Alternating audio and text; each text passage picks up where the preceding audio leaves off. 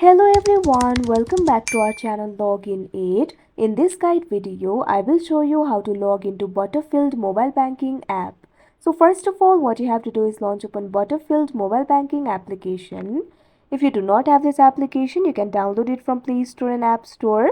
You can see over here Butterfield application has been opened. From here, you'll be able to log into your account. So all you have to do is enter your username and password over here. Tap on the field of username. Now simply enter your username over here. Likewise, enter your password.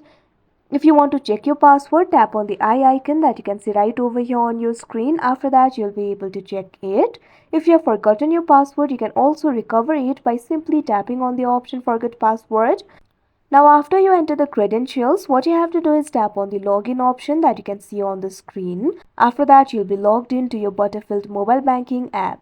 So that is how you log into Butterfield Mobile Banking app. I hope you found this video helpful. Thank you for watching. Make sure to like, share and subscribe to our channel.